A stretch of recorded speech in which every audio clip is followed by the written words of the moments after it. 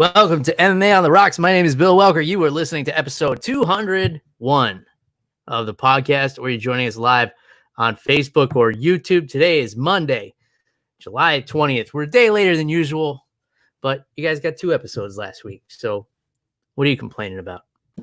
Something, probably. In any case, we'll address your complaints and grievances in addition to breaking down UFC Fight Night Figueiredo versus Benavidez too. But before we get to all that, let me introduce my co-host all the way from sweltering New Jersey, Jeff, the Animal Wilson. Jeff, how you feeling on this Monday night, my friend?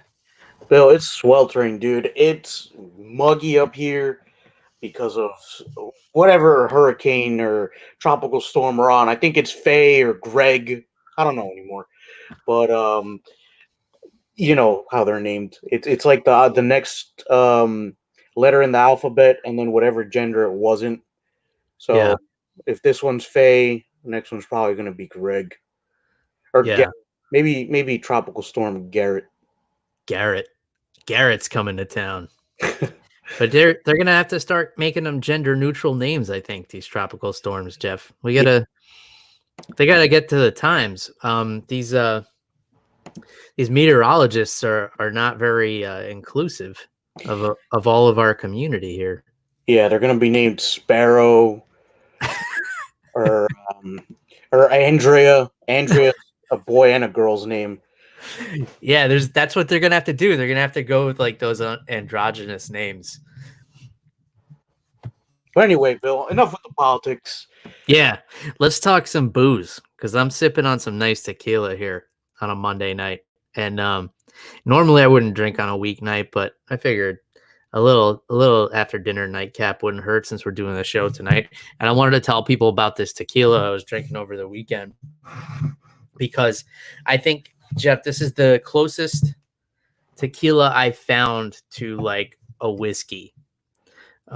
So this is like a good transition tequila for people who are big time whiskey drinkers and they want to kind of like ease into the tequila world. It's called Maestro Dobel. Okay. And this is the Añejo. Look how dark this is, Jeff.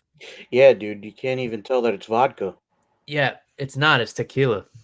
Well, that's what I said. You can't tell it's tequila. So just for comparison, and this is just for the people on YouTube, this is the Heaven Hill bourbon I was talking about a couple of weeks ago. You hold them up side by side. You can see the color is pretty comparable. Yeah. The Maestro Dobel is a little bit more red, but it's aged in 2 different kinds of oak barrels. So it's aged in American white oak barrels and then European reserve barrels. So you're getting like 2 different oaky flavor profiles here, which gives it this dark color. And considering it's twice aged in the barrels, the price point is not bad. The Añejo, which is like obviously the top of the line, will go for around $50, which is pretty good for, considering what you're getting here. And I really think like if you're looking to get into tequila and you're a big whiskey drinker, this would be my number 1 recommendation. And this is kind of the one I've been looking for because I've fallen on some other ones that are like some good sippers and like, a good substitute for whiskey if you're trying to get away from the whiskey a little bit. Tequila is a little bit more healthy for you. It has some like health benefits from the agave. It helps with digestion. It acts as a sleep aid. And it has more medicinal properties, and it also has less sugar because like with a bourbon, the bourbons will be sweet because the sugars from the corn break down during the fermentation, and that's why you get that sweet upfront flavor of the bourbons. But since tequila is made from agave, it's more of a natural sweetener. So it's not really sugar that's coming out of it. It's really like that agave syrup, unless you get like a low end cheap tequila, like a Cuervo or Sauza or something like that. Then there's added sugars and chemicals and stuff like that. But Maestro Dobel, this is this is what I'm recommending for whiskey drinkers to transition to tequila. And it's a sipper. Like we say, Jeff, like tequila is not meant to be taken as shots. Every time, I've said this 1,000 times, every time I talk to people and they're like, oh, I can't do tequila. Well, why not? Well, back in college, I did 14 shots of Cuervo in one night and I had, 13 Coronas. It's like, well, no wonder you think tequila is bad. Like, why are you doing?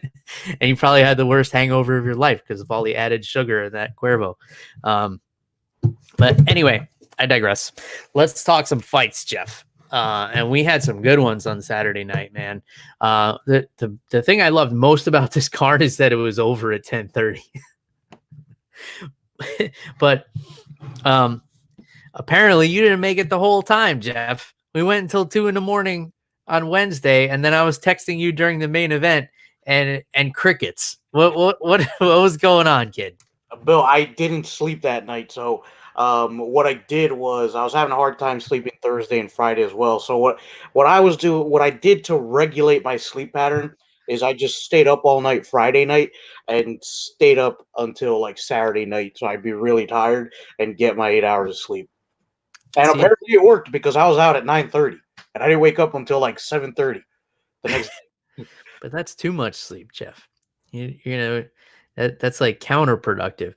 You know what you need? You need a little Maestro Dobel, just a little nightcap at night to, help you cruise the snoozeville. Yeah, Bill, and just looking at the color of that stuff, if you had it on a shelf and I didn't know what it was, I wouldn't be able to tell that it was tequila. Yeah, you really can't tell, except for the fact that like it says tequila like up and down the bottle, but I know you can't read that because the light's reflecting off of it. But yeah, if you saw it up high on a shelf, you would think it was like a whiskey or something. But the aged tequilas are becoming really popular. I was watching that Michael Jordan documentary, that 10-part ESPN thing, and in every scene he's sitting there with a nice pour of some brown liquid and he's having a cigar. And so I took to Twitter, which is where you can find all the answers. And apparently it was tequila he was drinking. I thought he had like a nice bourbon. But apparently Michael Jordan is like an investor in a tequila company. And I don't remember off the top of my head what it is. But whatever he was drinking, it was like this dark reddish brown tequila, and it looked really good. And I think I remember looking it up and I'm like, this is way too expensive to even try. But if there's anybody listening who has a contact with the Michael Jordan Tequila Company, feel free to send me some and I'll be happy to try it and spread the good word. So anyway, Jeff, where do you want to start here? Should we start at the top or should we start at the part of the card that you were awake for? We can start at the top. I mean, I watched the fights the next day. They didn't last more than 8 minutes combined. Yeah, it was beautiful. Whole main event. So yeah, it was awesome, man. The fights on Wednesday, they kind of dragged on a little too much. That was too long, and it went so late in the night. So yeah, let's start with the flyweight championship. Davis and Figueiredo putting an exclamation point on the series with Joseph Benavidez.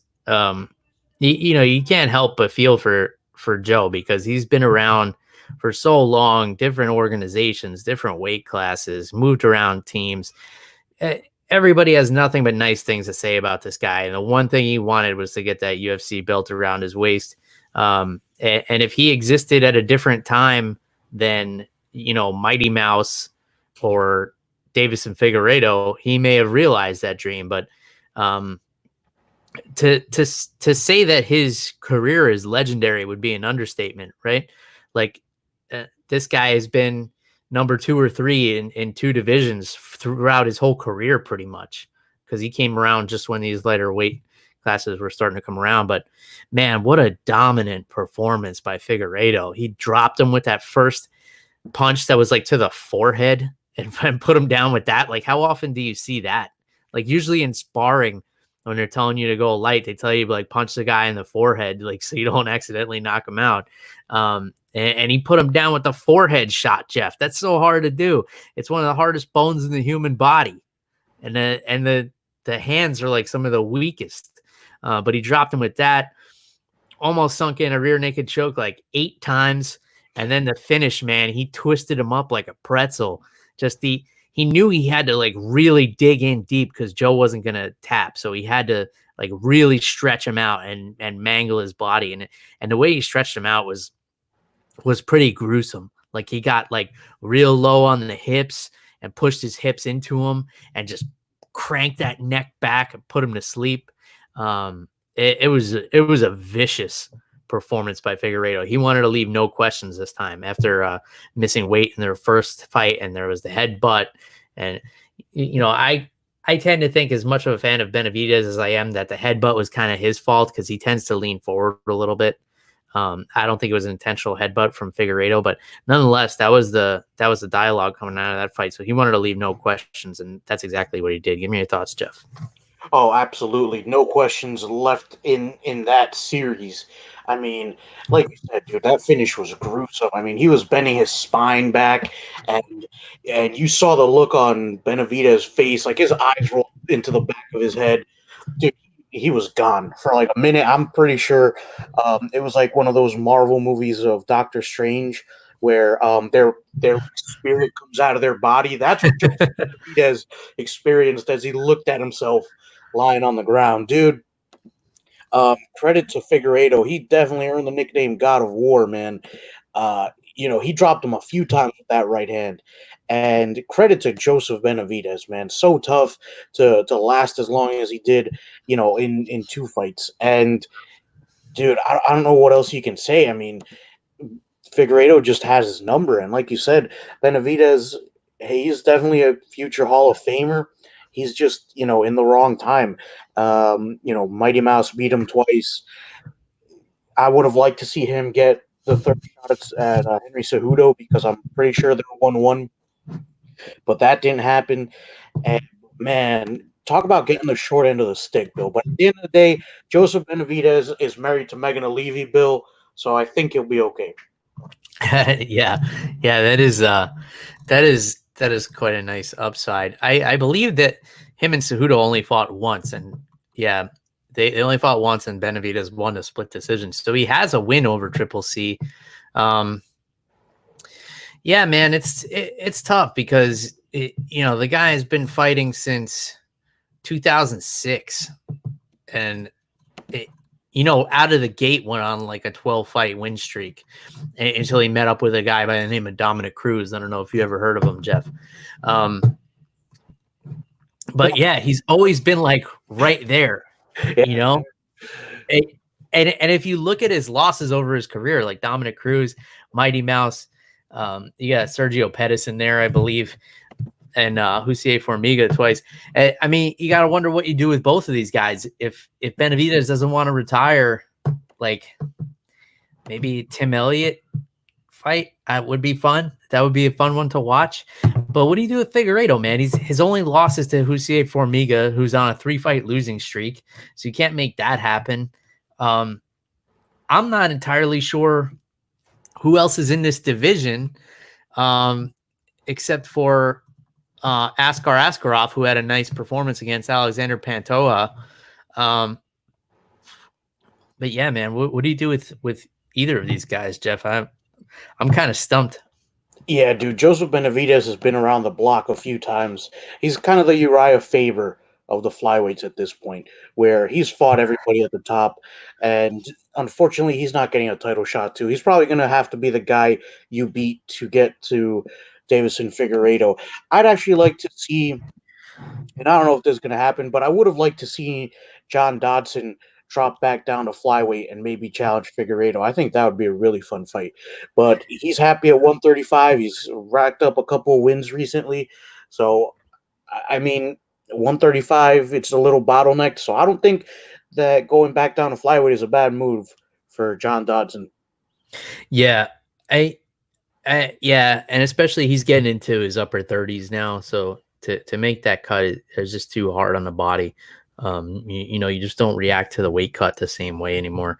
And the recovery isn't the same either. So when you're cutting weight really harshly, your body's just not recuperating from those hard workouts in the same way. There's been talk of Cody Garbrandt possibly dropping down. I guess he says he can make it. But it's like, it's like, to make this division work, you got to jam all these square pegs into the round hole, you know? It's just not working. And you got Figueiredo, who's not even like a real flyweight. You know, we saw him miss weight in his title shot. Like, do you have to worry about this guy missing weight to defend his title now? He's probably should be a bantamweight. And, you know, now that he won the title, what if he wants to move up and challenge like Peter Yan? I think that's a fun fight. I think Peter Yan has a few more things on his plate to get through first. You got a really stacked bantamweight division, but it's really unfortunate that the division below it is pretty empty. But in any case, a career-defining performance for Figueiredo, man. Like, nobody has dominated Joseph Benavidez like that. And you've seen the guys he's been in there with, and he's never been submitted before. Just really fantastic performance by Figueiredo. Let's talk about this co-main event, Jeff. It was a quick one, minute 18 seconds. Did not go down the way I think anybody anticipated. For sure. Gastelum pressuring on the feet a little bit at first. And Hermansson, he's got that Greco-Roman wrestling background, went for like an over-under throw. And Gastelum just kind of felt the momentum of it and turned it into like a beautiful lateral reversal. I mean, it almost looked choreographed. Like he hit with that move, you have to hit it at the exact right spot to hit that kind of reversal where you're using your own downward momentum to flip the guy over. And also, Hermansson has to be committed at a certain angle and really pushing hard towards that angle for that reversal to work. And it was really awesome by Gastelum, but he winds up on top. Hermansson gets a hold of a heel hook while everything is still dry. And, you know, with the gloves, you know, the stickiness of the back of the gloves and the dry skin, that's just a really bad combination for trying to escape a heel hook. The first couple of times I watched it, Jeff, even the replays, I was like, why did Kelvin stop rolling out of it? Because you see him, you know, defend the right way, but he didn't keep rolling and he didn't turn back to try and put weight on the foot. And I'm like, what is he doing? And then I had to watch it freeze framed to see that Jack Hermansson had his left foot hooked behind Kelvin's thigh and kind of arched his foot up, which was blocking Kelvin from rolling out of the heel hook. It was actually like expertly executed by Jack Hermansson. And I wasn't even thinking to look for this at first because that's a high level leg lock maneuver. And you have to have really long legs. This is stuff you see guys like Gordon Ryan doing and Craig Jones, where they're like blocking the roll. They're anticipating the roll and blocking it. You don't see this kind of high level leg locking in MMA really, Jeff. And especially from Hermansson, like nobody knew he was a submission expert off of his back because he hadn't spent so much time there. But give me your thoughts on this fight here. Yeah, dude, that's kind of scary seeing that from Jack Hermansson. Just see it, and this is human chess, dude, and that's a Bobby Fischer type play that Jack Hermansson did. So huge credit to him. I actually have to go back and watch it because I didn't notice that detail. So I'm gonna go back and watch it right after this. But dude, you know, I've become a huge fan of Jack Hermansson in his last couple of fights, man. He's so well rounded. And he's dangerous at middleweight, dude. We've seen him rack up a few submissions, and a lot of them have been from really good positions, like top position. So to be able to see that he has a more complete game, that he was able to deal with a very good wrestler in Kelvin Gastelum while he himself was on his back, you know, I think that speaks very, very huge volumes about Jack Hermansson's overall skill. And, you know, credit to Kelvin Gastelum, dude, because at first I thought he was just too calm. You know, it looked like he was a little too calm, and that's why he wasn't rolling out of it. But now I got to go back and watch that foot behind the thigh thing because that's next level stuff, man. Yeah, super high level. I have a screenshot of it where I circled where the foot is. I'll text that to you when we're done. But yeah, man, scary to think that he's so good off of his back because the bigger guys usually aren't. Like if you think about heavyweight, you can count on one hand the guys that are good off their back. Frank Mir, Nogueira, Werdum. And the list kind of thins out there. Yeah, light heavyweight. You never see. Cyril Gahn, I would add to that list at heavyweight as well.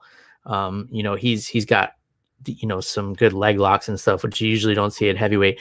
Light heavyweight, I can't really think of any off the top of my head, like guys that are going to submit you off of their back. There's just not that threat in that division. And same with middleweight. And the reason being, like, the bigger guys don't usually develop that jiu-jitsu technique because they don't have to. They can muscle in and out of a lot of things, and they like the top pressure. Now, even at middleweight, you have guys like Jacare. Jacare is a world-class jiu-jitsu specialist, but he's an old-school top pressure guy. You're not going to see him, like, throwing up triangles, really, or going for Kimuras off of his back, or like maybe a guillotine here and there.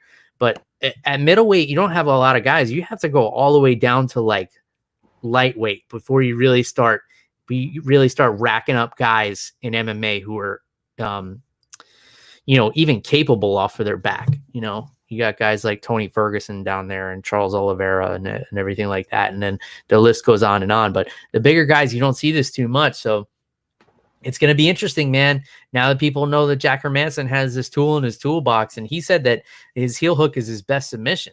Like, people have only seen like really his guillotines and stuff in the UFC, and he just never really had to use his leg locks, but apparently that's what he drills the most, and it shows, man. That was super high level. I can't stress that enough, especially because I saw a lot of hate for Kelvin on social media. It's like he got his leg grabbed by a guy who apparently is a leg lock specialist while it was dry. You got the glove that's anchoring, and he had his legs weaved in. Like, there's no way he could have saw that coming. If you're going to blame it on anything, blame it on his like little samurai haircut. Yeah, going on. That was a terrible idea. Agreed. In hindsight, taking Hermansson to the ground was a terrible idea, but you have to have the foresight to see, like, not to do that to your hair. Yeah, dude, but that reversal was pretty sweet, man. You gotta give him that. Yeah. Oh yeah, absolutely. I went and rewatched that a couple of times, and I was like, man, he just hit that spot perfectly, because that was 99 out of 100 people are getting taken down by Hermansson. And the fact that he reversed it so smoothly, big style points to Kelvin Gastelum there.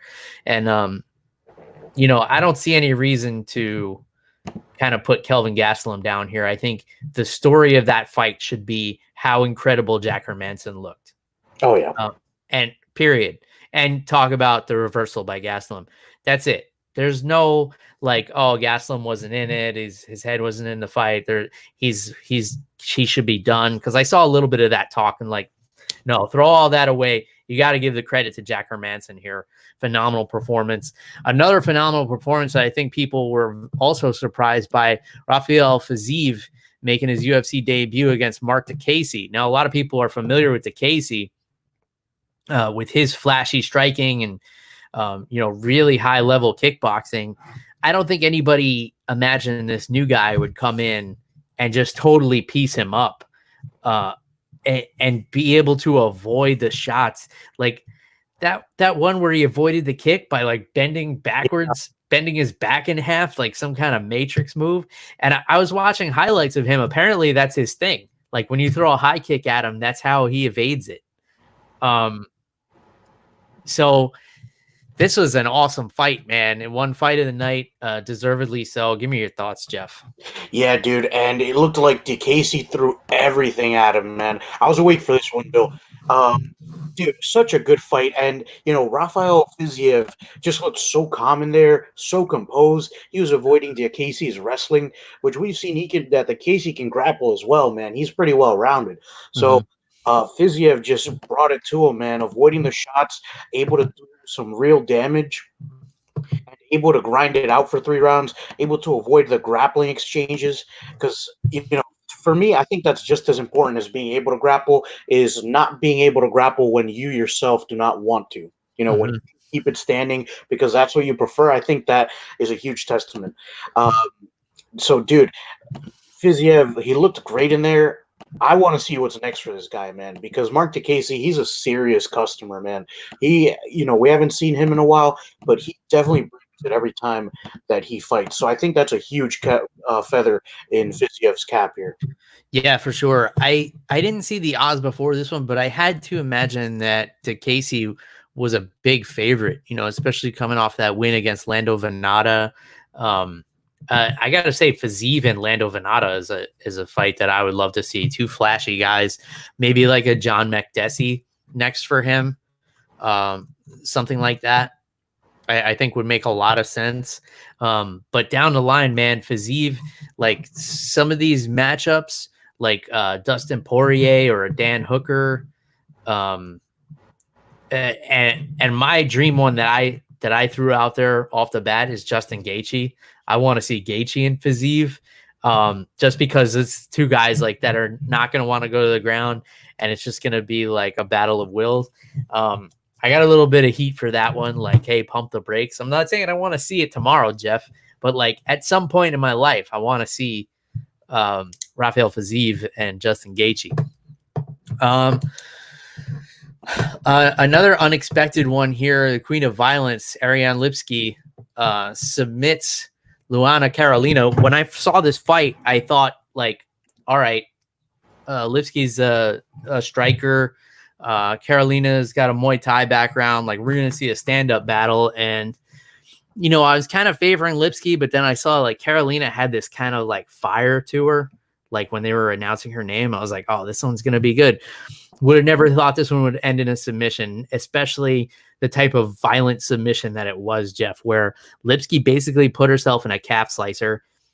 One of the most painful submissions you could ever be in, by the way. It feels like somebody is just sticking a dagger into your calf. It's one of the most painful things I've ever experienced grappling.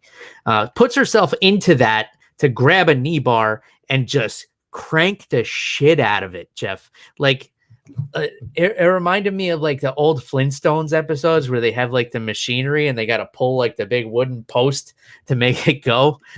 Like, she grabbed that thing. It was just like, like, your leg ain't supposed to bend that way. Give me your thoughts on the Queen of Violence, Jeff.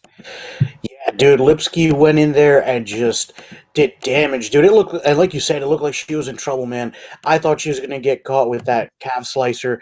What's her name? Carolina had her hands around Lipski's waist and was ready to just crank it. And I think that's from Lipski, just such to have the wherewithal and the understanding that, hey, if I just bring her towards me this way and line up my hips a little bit better and take this, bend it forward. Let's see what happens. Dude, I love it, man. Just being able to catch that knee bar out of, such a sticky situation. Mm-hmm. Huge credit to Ariana Lipski, dude. That was awesome. And brutal, too, man. Carolina screamed when she tapped, man. Yeah. And with nobody there, no fans in the audience, everybody heard it. So huge win for Lipski, and what a fun fight to watch, dude. I always love the grappling exchanges, and even more so when they end in a submission like that. Yeah, for sure, man. And I think a little bit more grappling awareness, and she may have been able to finish that calf slicer, hiding the leg and positioning her body in a way that Lipski wasn't able to get that leverage.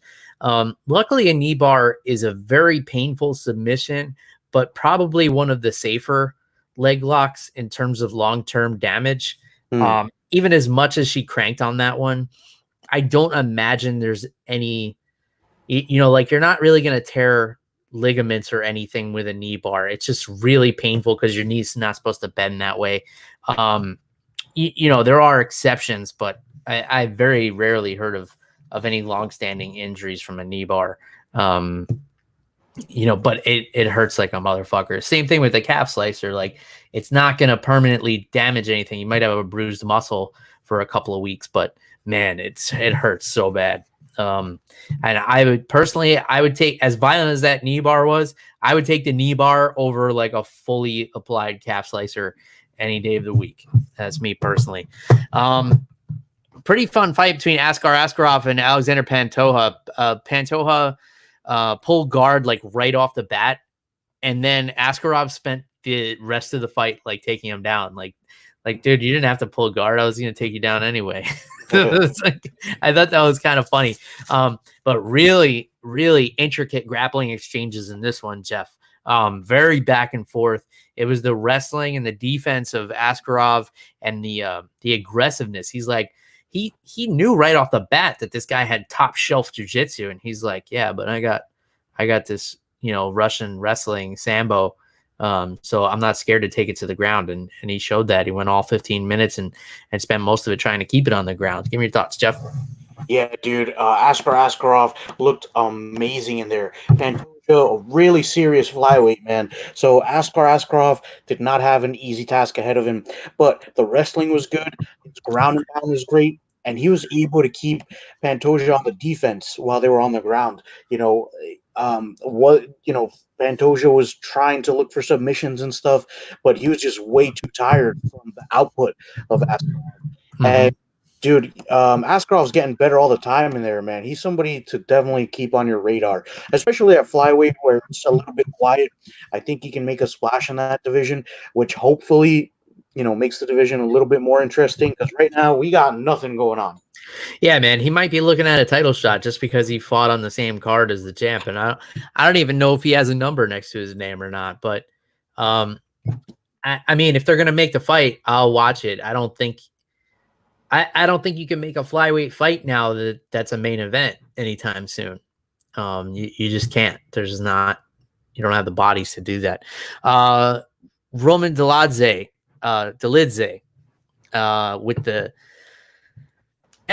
out over Kadis Ibragimov, who we've usually seen him like much more aggressive than we did here. But the Georgian Dolidze coming out of the gate swinging, man, and he was like taunting and like doing all this stuff, and known to be more of a grappler. But man, he made Kadis think twice about engaging, and then Dolidze threw a high kick. He was trying to land a high kick, but he was too close a range. Like, this was actually, I don't think, was intentional. So he didn't have the right distance to land the high kick. So what happened is the knee landed. And the reason I know that he didn't mean to land the knee is because after the knee landed, he kept extending the kick. Like, if you're throwing a knee, you throw the knee and you keep the knee bent, because that keeps the hard part of the bone facing the right way. He landed with the knee, and then you saw the rest of his leg keep extending for the kick. So he was just a little bit too close, but it worked out perfect for him because he got that first round knockout with it. Give me your thoughts, Jeff. Yeah, dude, I love the aggression from Dolidze coming out. He was in Ibragimov's face the whole time. And like you said, man, known more for his grappling, but got a very nice TKO. So good for Dolidze. I believe this was his UFC debut. So he's definitely started off with a finish, which is awesome. And, I hope to see more fireworks out of this guy. Yes, it was his UFC debut. He came from the WWFC.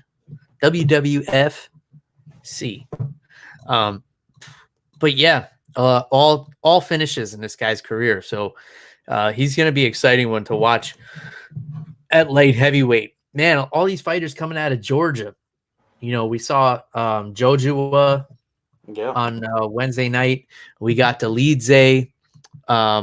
We have Chikadze, I believe, is from Georgia. And we have, of course, Merab Dvalishvili, who's going to be fighting John Dodson coming up pretty soon. So, man, they got to send the UFC over to Georgia at some point, right? Oh, yeah, dude, that would definitely be an exciting card. Although, I don't know how big Georgia is. Is Georgia a big country, Bill? I don't know. They don't teach geography anymore. I don't know. I don't believe it's very big. But they're very passionate people there. So, and from what I understand, they're very supportive of the fighters. The fighters are like big time celebrities over there. So I think it would be cool if they did a UFC in Georgia. All right, a couple other things. I'm going to jump around a little bit here. Grant Dawson, unanimous decision over Nad Narimani. Joel Alvarez submits Joe Duffy in the first round with a guillotine. And Duffy just looked so disappointed. 2 minutes, 25 seconds. Looked so disappointed when he got up. Immediately announced his retirement. I guess feels like he just can't cut it anymore. He had some pretty cool moments in this fight. Like he threw that one like spinning kick that looked like if it landed, it would have been big trouble. But this is 3 in a row to him. Now, granted, they were all to good fighters, but I guess Duffy feels like he's not going to reach that point. Like he just can't compete with the elite. He's got losses to Dustin Poirier, James Vick, Mark DeCasey, and now Joel Alvarez. So I guess he feels like, if I'm just going to be like a journeyman fighter, then I don't want to keep doing this. I want to explore some other things. So give me your thoughts on the fight and the decision of Joe Duffy to retire immediately afterwards. See, this is hard, Bill, because Joe Duffy, he's not a bad fighter, but I feel like he's more known for being the last guy to beat Conor McGregor before Khabib Nurmagomedov. So I don't know how much that factored into it, because to fight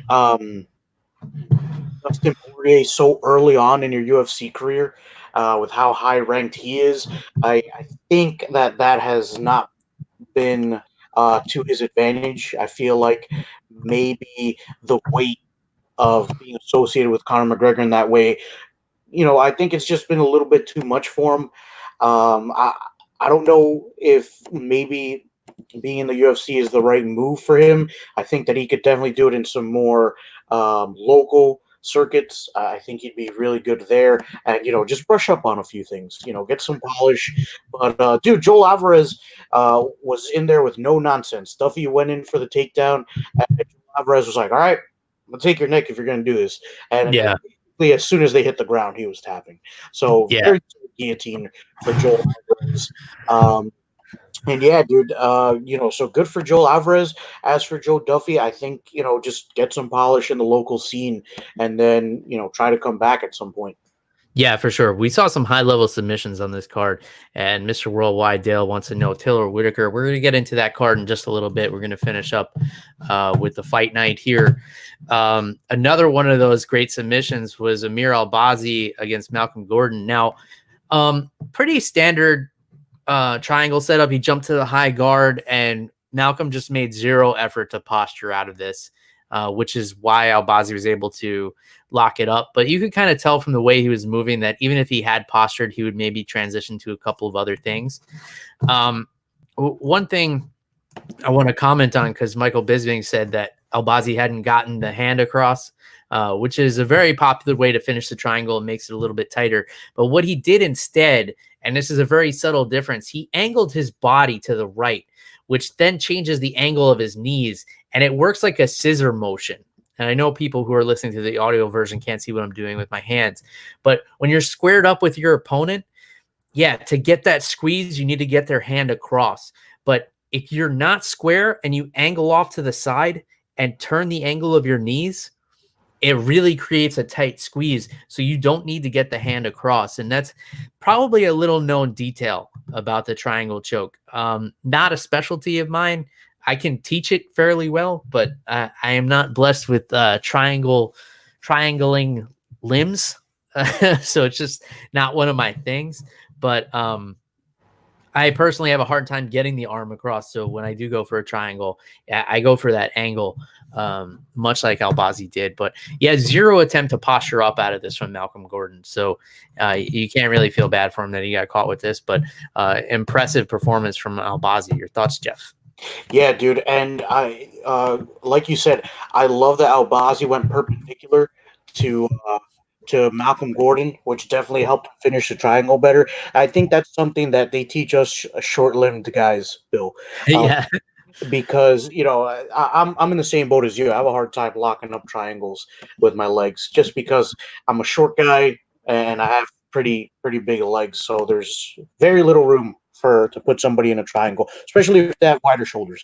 So yeah, dude, I love the tweak on it. That's something that actually John Danaher stresses a lot, is being able to turn that angle in his triangle series that I Mhm. see popping up on my YouTube feed during commercials and stuff. So yeah, dude, huge detail, and that's what jujitsu is, right? Those little steps that help tighten everything up.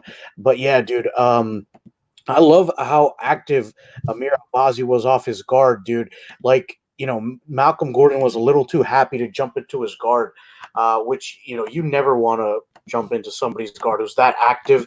Like you said, Frank Mir, very good off his back. He's someone who has a very active guard, man. I remember his fight with Brock Lesnar the first time they fought, and he was doing those, like, big loops with his legs and stuff. When you see somebody doing stuff like that, you're better off stepping back and letting the ref stand you up. Mm-hmm. Yeah, for sure, man, for sure. So yeah, a lot of interesting matchups here, and we're starting to see a trend, Jeff, with like these high level jujitsu guys that are willing to throw crazy strikes because they don't care if the fight goes to the ground. And their weakness seems to be like these Eastern European and Russian type guys that have a really strong wrestling and grappling background. So another example of this was Arman Saryukian and Davey Hamos, because Davey Hamos, super legit jujitsu, and he's throwing some wild stuff in there. Basically giving up the takedown to Saryukian. Like he didn't really defend a single takedown because he didn't mind being on his back. And he's really good there, man. He's good at where he puts his feet. He's able to control the biceps with his feet, control the hips with his feet, but just couldn't make anything happen there. Very similar to the Askar Askarov and Alexander Pantoja fight. So this is kind of what we're seeing, man. We're seeing this elite level jiu-jitsu kind of get neutralized by this top heavy, Eastern European and Russian grappling style. Any thoughts on that, Jeff?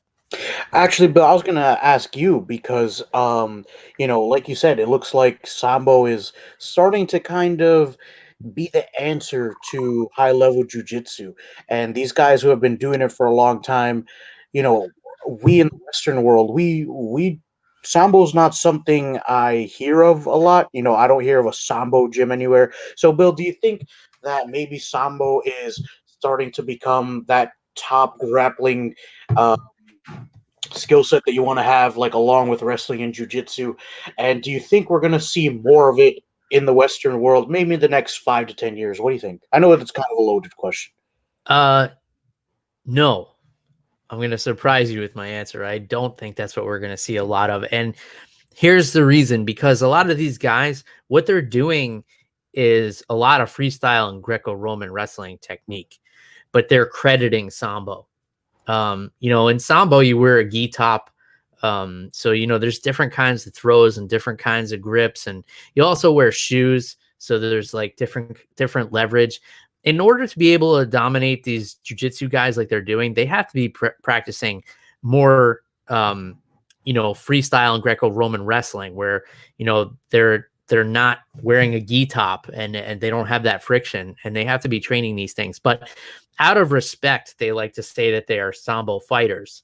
And it's also, like where they developed their toughness and their fortitude and things like that. I don't think that there's anything that comes from Sambo that's going to be like universally applied in MMA, where you start identifying Sambo techniques from fighters who do not have a Sambo background. However, you will have Sambo guys with a Sambo background using freestyle and Greco-Roman techniques, and then after the fact crediting Sambo for what they did. Guys like Khabib. Like Khabib is a great example. Khabib is wrestling in there, man. He's cage wrestling. There's no cage in Sambo, because a lot of the ways that Khabib is dragging you to the ground, he's not taking you down in open space like you grapple in open space in Sambo and wrestling and things like that. He uses the cage to drag you down into the deep waters. But he says, like, oh, it's Sambo. And if Sambo was easy, they would call it jiu-jitsu. And he says things like that. That's to build up their culture and build up their art. And, credit to them for that, because like I said, the Sambo background is where they get their toughness, and it is where they get their tendon strength to be able to wrestle the way they do. But I think it's just, positional awareness and just years and years and years of grappling in general. The same reason that wrestlers have advantages, but the old school wrestlers left themselves susceptible to things like guillotines and triangles and stuff like that in the beginning, and they kind of like evolved away from that. I think in general, we're just seeing more grappling aptitude amongst MMA fighters. They just have to. So these high level jiu-jitsu guys, every MMA gym has a Davey Ramos in it now. Whereas, maybe as short as 3, 4, 5 years ago, they didn't. So, everybody's kind of seeing guys like this. They're seeing like the Gilbert Burnses. They're seeing the Damian Mayas. They're training with these guys, and they know the tricks, and they know how to neutralize and compose. So probably a longer answer than you were looking for, Jeff. But anything else on that? No, I think it's interesting, man, which, it makes me wish that some wrestling options were a little bit more available in like my jiu-jitsu gyms, which, I there are some wrestlers who train jiu-jitsu, but, there are no actual classes. So you kind of just get roughed up by them. Yeah, it's unfortunate, man. For whatever reason, a lot of high-level wrestlers that aren't interested in taking like jiu-jitsu, especially like in the gi and stuff. They just don't, for whatever reason, they just don't enjoy it. Maybe it's like the humbling aspect in the beginning. Because like when I first put the gi on, I was lost, man. It was like I felt like I never grappled before, even though like I started wrestling when I was 11 years old, and I had like a year and a half of no gi jiu-jitsu, and I felt like pretty confident in my jiu-jitsu. But I put that gi on, man, and it was different. But I'm the kind of person where I'm like, if you get me, I want to learn how you got me so you don't get me again. But a lot of wrestlers don't have that mentality. They're like, nah, fuck this. I want to dominate people. I'm going to do something where I can dominate people. Yeah, see, for me, it's the opposite, because I started in the gi and then went to no gi, and I just felt so free. I felt so much faster without the gi on, because I didn't have the extra like 2 or 3 pounds, which when it's soaked with how sweaty I get, it's an extra like 7 pounds. Yeah, I seen it. Yeah. All right, let's put a bow on this card. The only other fight I really want to get into, was it the Dawson fight versus Narimani? No, what was that? Did we skip that? Well, no, Grant. No, the one I wanted to talk about was Brett Johns and Montel Jackson. Because Brett Johns won the fight, and I took a little bit of flack for saying this too. He won the fight, and rightfully so. I don't disagree with the decision at all.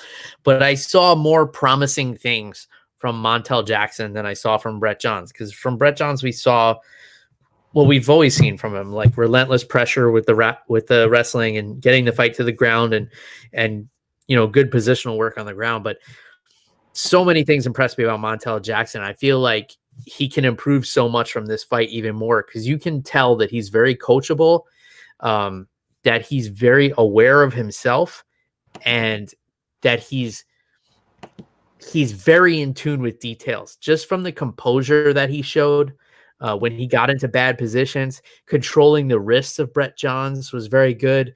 Not getting submitted by Brett Johns, which is very impressive, because Brett is, world-class on the ground. So his positional awareness and mostly his composure, the way he stayed so calm, and you could tell that he wanted to be very technical, even though he's really big and strong. I don't know how this guy makes 135 pounds, and he had really fast hands too. That's another thing that really caught my eye about Montel Jackson. I feel like there's a lot of potential for this guy. I don't think he'll be a bantamweight for very long, just because of the size of his frame. But yeah, I saw a lot of great things from him. But credit to Brett Johns. He did what he had to do to win the fight. And I thought it was an interesting fight. What do you think, Jeff? Yeah, definitely a good matchup. Very back and forth, this fight too. It was definitely close. I thought that Brett Johnson won as well, but I would not have been disappointed if they gave it to Montel Jackson. But he was just in too many bad positions. But he was doing well with adversity. He, like you said, controlling the wrists, reducing the damage that was being dealt to him while in those bad positions. I think that's a very good quality to have. But yeah, dude, Jackson's young in the UFC, so he's definitely got a lot of potential.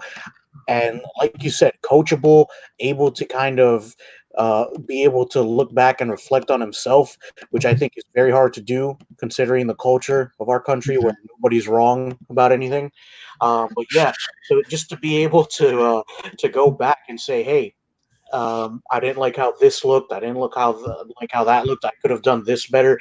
I think that is definitely something that's going to make him successful in the UFC.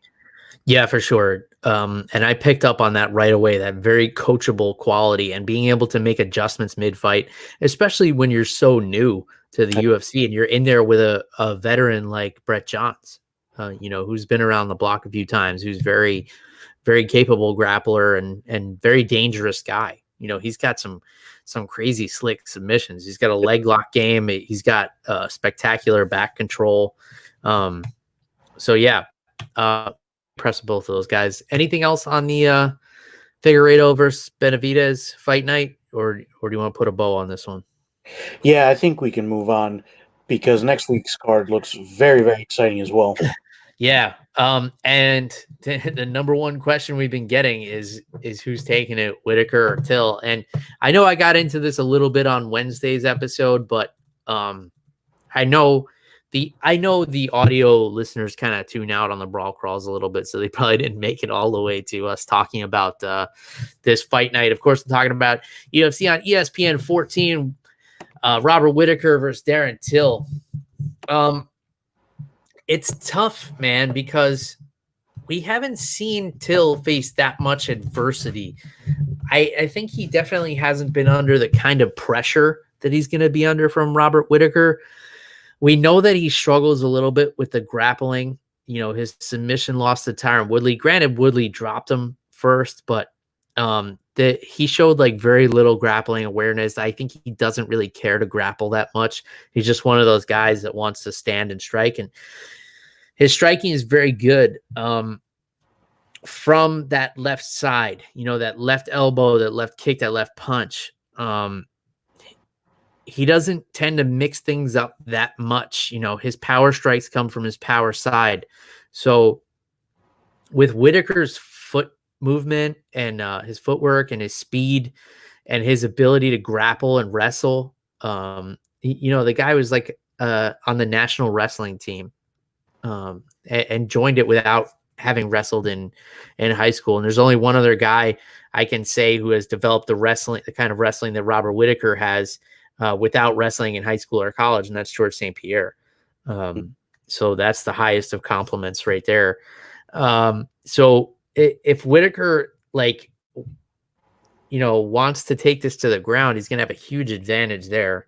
We saw him go to the ground with Jacare and he had Jacare on his back and couldn't get submitted. So there's no danger of getting submitted by Darren Till on the ground. If he can avoid those big power shots of Darren Till. Now, granted, there's always that puncher's chance, Jeff, or that kicker's chance that Till is able to catch him with something big and just rush in on him. But man, I don't see a way Whittaker loses this fight as long as he comes in composed and sticks to a game plan. Skill for skill, there's no comparison in my opinion. What do you think?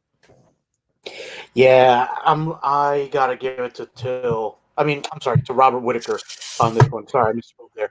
I don't see Whittaker weaker to any areas than Darren Till. Actually, let me rephrase that. I don't like how that sentence came out.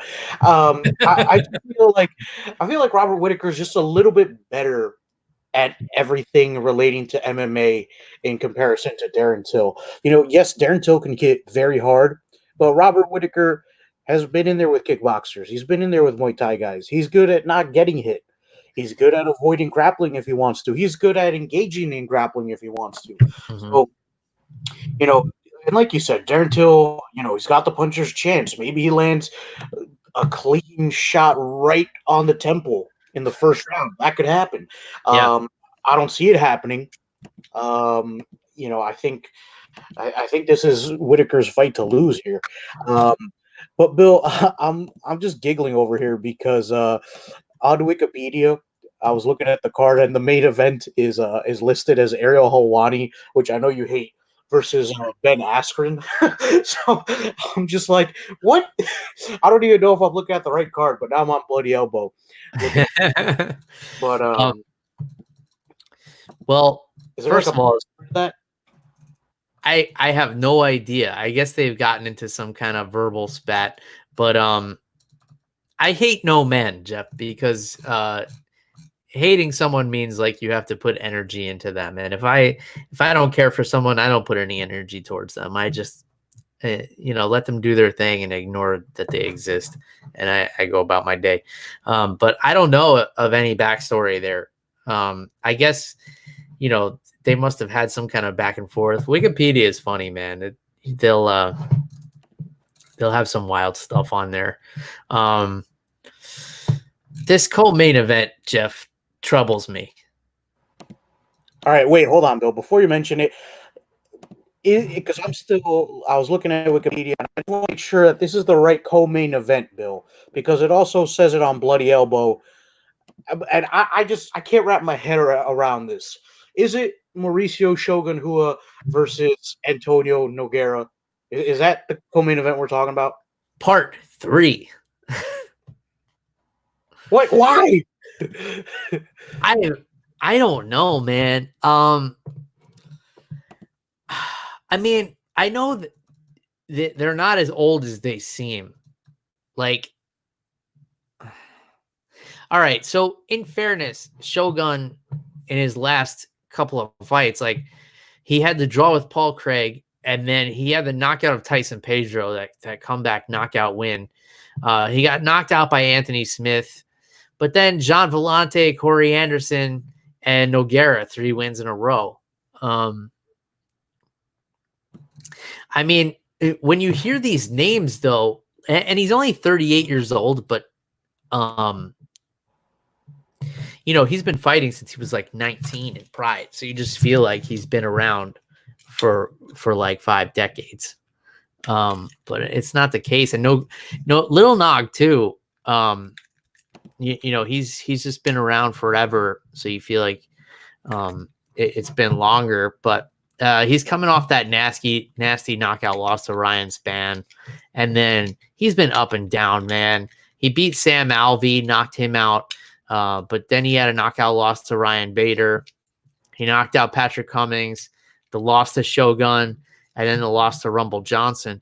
If you look at their records, man, they're not that bad. But like, yeah, this doesn't make sense. It doesn't. Like, I'm trying to talk through it, Jeff. I'm trying to figure it out, but it almost seems like an old timer's day. And granted, these guys aren't even much older than me. Let's just move on, because I can't wrap my head around this one. I can't spin it in a way. Like, maybe it's going to be an awesome fight. It could be. I mean, there's always that possibility. But I mean, they are 1-1. Like, we got to know, like, for all time who's the best. But like, you don't want to say like, oh yeah, well, Shogun won 2 out of 3, but in the last one they were both kind of geriatric. Your boy Alexander Gustafsson making the move up to heavyweight, tall order, against Fabricio Werdum. This is like an interesting matchup that like you never thought you would see, but now we're gonna see it. Like, all right, I'm not like. Here's another one I really got to try, like, because it's just like a fight I never thought about before, and Werdum was very lackluster in his last performance, and Gustafsson retired after his last fight. So you got 2 guys that like don't really seem they want to be in there, but like at the same time it's an interesting stylistic matchup, because like Gustafsson is a better wrestler.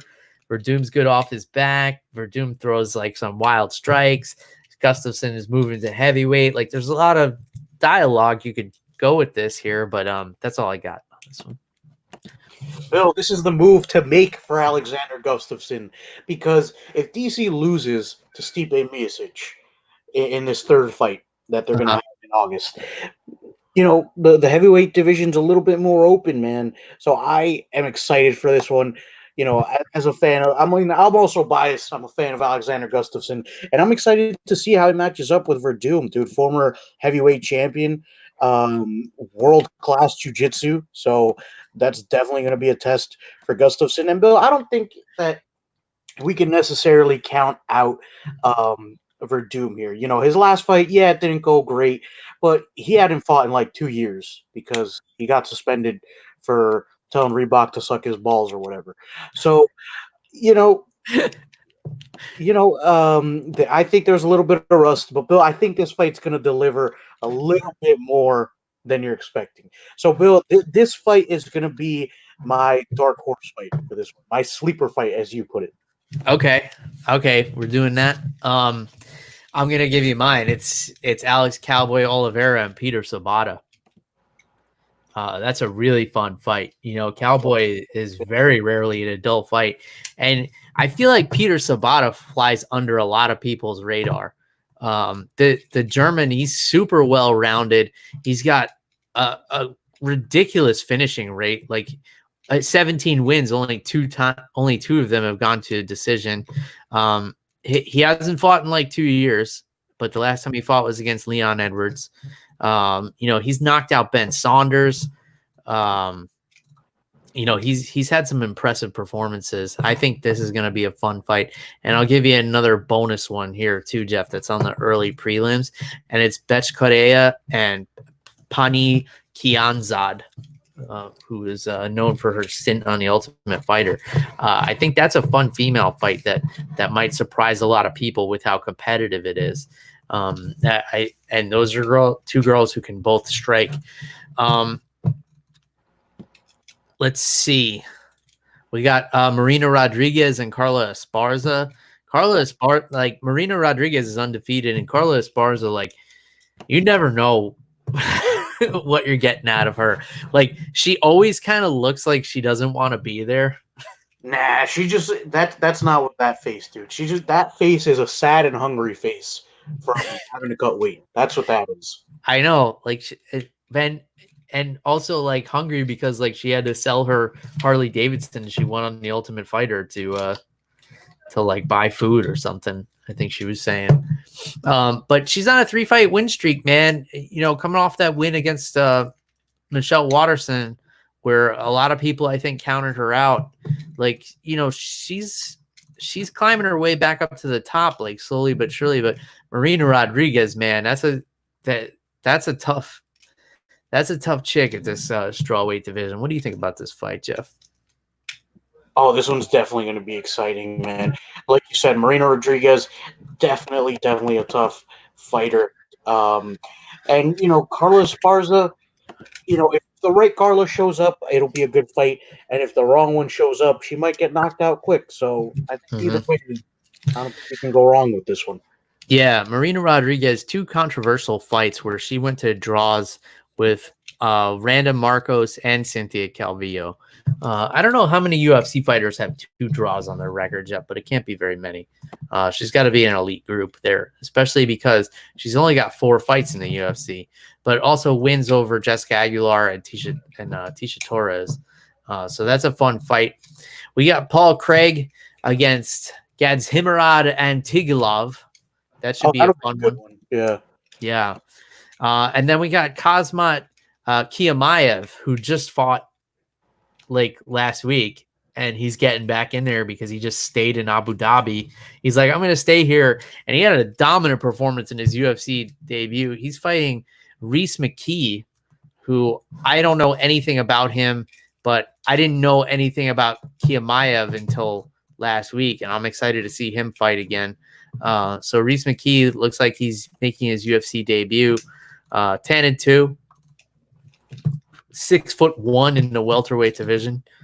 So Yeah, that's a fun fight right there, Jeff. Chimaev looks so dominant. And we got our old buddy Francisco Trinaldo fighting a guy named Jai Herbert, who's 10-1.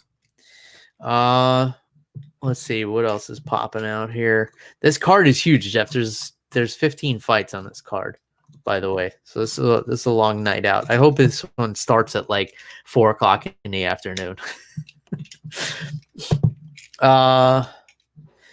Ramazan Ameev and Nicolas Stoltz. That should be a fun fight. The first fight, Nathaniel Wood and Josh Castaneda. Oh, that'll be a good opener. Yeah, that's a good opening fight. Yeah, this is a long night, Jeff, man. I hope this one starts early, or I may not make it through this. So Nathaniel Wood, we last saw him in February. He got knocked out by John Dodson, but other than that, he was on a tear, man. Submitted Jose Quinones, submitted Andre Ewell, submitted Johnny Eduardo, and then a couple of knockouts leading up to his UFC debut. This guy, I remember, was a highly touted prospect. It is a fun card, man. I'm excited for it. Any other thoughts on the card as a whole, or is there anything I missed, or I don't know, where do you want to go with this? No, dude, the card looks awesome. I think it's definitely going to be exciting, but I also hope it's not too long, like you said, because I enjoy my sleep now that it is back to a normal schedule. Mm-hmm. You hit your what is it? The Arcadian rhythm? What's that called? I don't know. Wait till you have a kid, Jeff. Then you're Arcadian fucked. Bill, I'm at that age. I'm 28, so I'm at that age where all my friends are from high school are either getting married or having kids. So I would rather pick the fourth option, which is none of the above. Neither of those things seem appealing to me. Bill, kids cost like $250,000 to raise them to 18. That's $250,000 that would get me closer to being a millionaire, Bill. Yeah, I mean, I think it's cost me that much, and my kids too. So the next 16 years are going to be brutal, man. Jeff, you know this because you know me well. I love my daughter more than anything, but like after this weekend, I was looking forward to a work week to recover from the weekend. We basically spend the whole weekend like trying to find ways to tire my daughter out, but I think I'm just turning her into a super athlete. Like now I bring her to the park down the street. Jeff, she's 2 years old. They got a rock wall. She climbs the whole rock wall. Jeez. And I'm like, this kid is a freak. I'm like, I'm just trying to tire her out. I'm tired, like just watching her. And then I have to climb up the rock wall to make sure she doesn't fall off because she's 2. So then we get home and she's still running circles around me asking for chocolate and ice cream. And I'm like, no, daddy needs a nap. Oh, man. But it is awesome, Jeff. I love being a dad. As frustrating and as exhausting as it is, like those moments where she just comes up and she's like, I love you, daddy. Like those are the times where it's like, okay, I love you too, but like just let me nap for a minute. Man. If you really understand what love is, you would just let me rest. You're like, oh, go play for a minute. I asked her the other day, Jeff, this was kind of a cute story. I was like, Ariana, do you know what love is?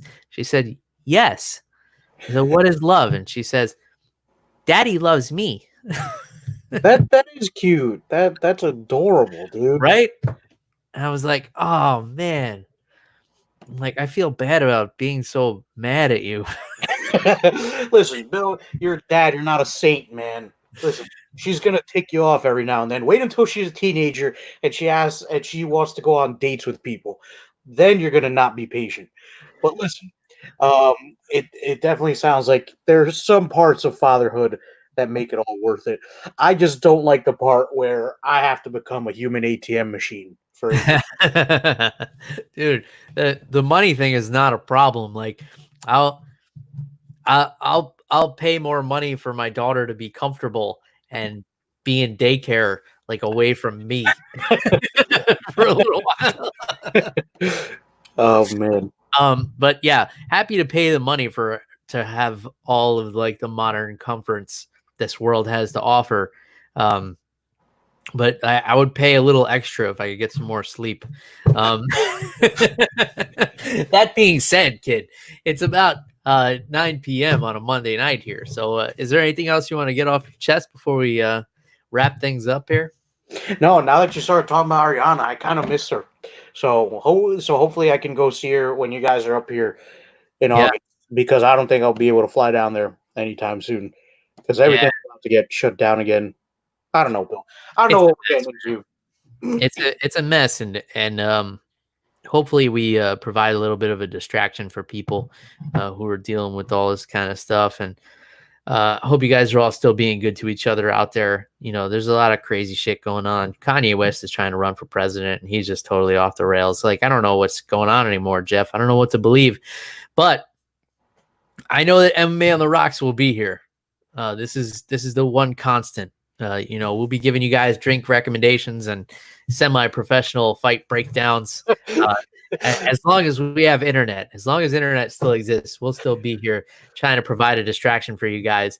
And if you guys want to get a hold of Jeff, you can do so at @animal_Wilson, Twitter and Instagram. You guys know how to get a hold of me. It's at MMA on the Rocks everywhere on the internet. We appreciate all of you that have been with us for 200 plus episodes now, over 4 years of doing this podcast, and it's still fun. That's why we're still here. If it wasn't fun, we wouldn't do it, because we don't make money off of this thing. Every now and then we get some free booze, and that kind of makes it worth it for us. In any case, if you guys want to grab yourselves an MMA on the Rock t-shirt, and if you're watching the show on YouTube or Facebook, the background is what the t-shirt looks like, pretty much. But you can grab one of those through our friends at Rip Life Team Reaper, riplife1.com. To make it easy, I've been putting the link to the MMA on the Rocks t-shirt directly in the show notes. So if you're watching on YouTube, Facebook, podcast, wherever you are, you can just go to the episode details and click the link there, or you can click the link in my Instagram bio at MMA on the Rocks. We appreciate everybody who has purchased a t-shirt, of course, and everybody who has represented the show and shared episodes and told people about the show and had watch parties for the show and whatever crazy shit you guys are doing out there, and recommending great drinks to us. And we even like criticism and everything like that. We love interacting with you guys. So we appreciate all of that, all the reviews, all of the feedback, all of the everything for the past 200 plus episodes and the last 4 years. So all that being said, until next time, cheers, everybody. Goodbye.